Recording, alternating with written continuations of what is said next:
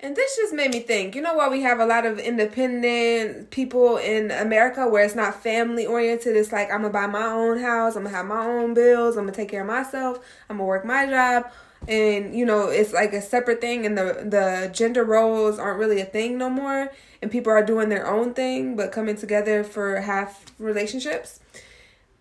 It's just like, if a man is paying and providing for the bills, then, and if you break up, then what is the woman, then does the man feel entitled to say, this is my house, this is my bill, I pay for this, but what about the investment that the woman made? The woman made an investment too, but it's not physical. It is physical, but it's not like financial, it's spiritual. It might be a little finances or whatever, but mostly spiritual. It's making the house a home, giving you that peace, love, and prosperity in order for you to go out and make that money. And pay these bills, and, it's an even exchange.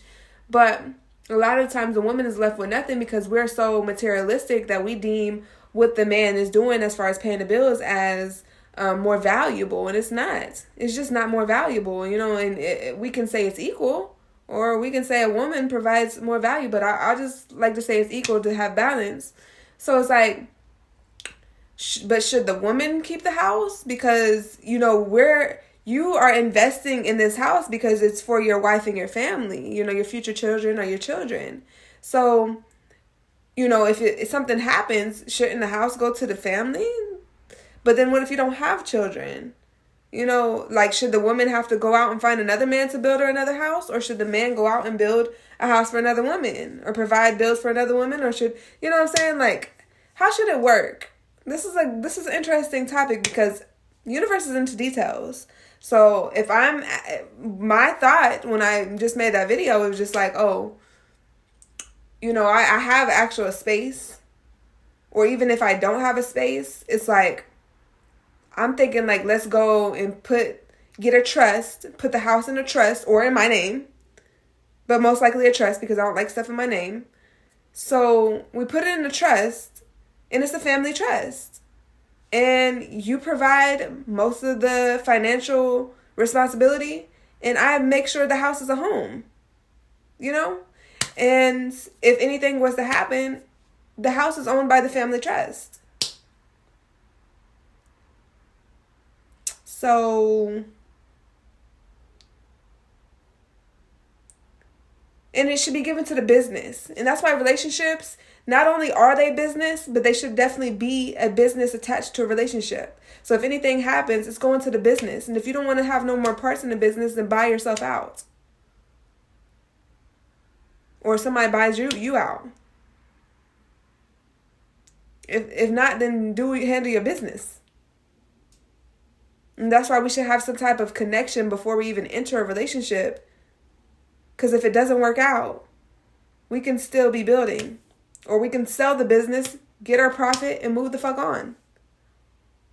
But it needs to make more sense. A man shouldn't be left out if something don't work out, and a woman shouldn't be left. I know we don't want to think about things not working out, but it's a possibility.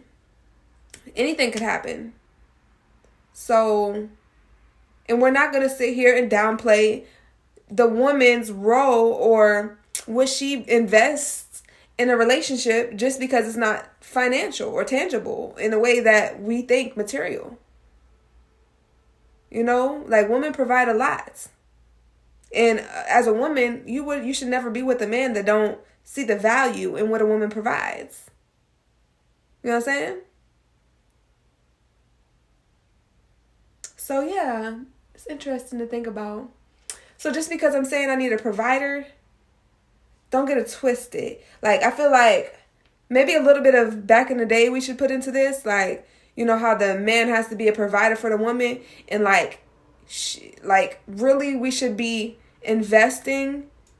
And I don't care. Like, this goes into feelings. At first, this is your woman. You should provide for her. You should go all out for her.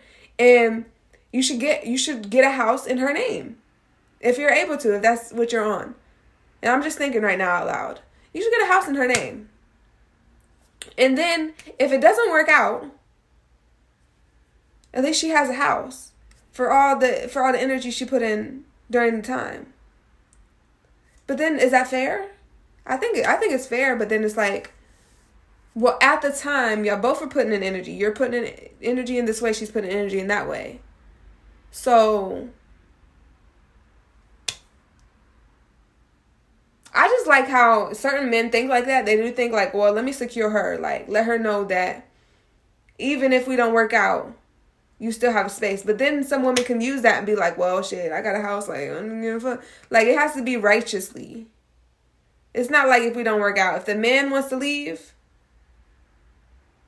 or if the man doesn't uphold vows, then this should happen. If the woman don't uphold vows, then this should happen, or something like that. I don't know. We got to talk about this. This is something that is very interesting to talk about because, I want it to be fair, balanced, upright, righteous, you know?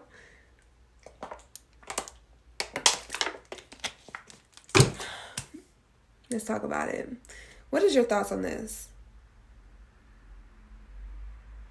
Because I don't like when the man provides the house and stuff and then feel like it's only his house. And that you're up under his house and in his rules. And if you don't abide, he gonna kick you out. Like, men are kicking out their women and children these days. And you wonder why a woman wants to like, look, I'm gonna pay my own bills. I'm gonna do my own thing. And now you got families living in 2 separate households, but talking about they're in love and they're together. But really out of fear, you know what I'm saying? So we have to think about this and talk about it. What's the best way to handle that? Meditate on it. You meditate on it too. Let me know what you think in the comments.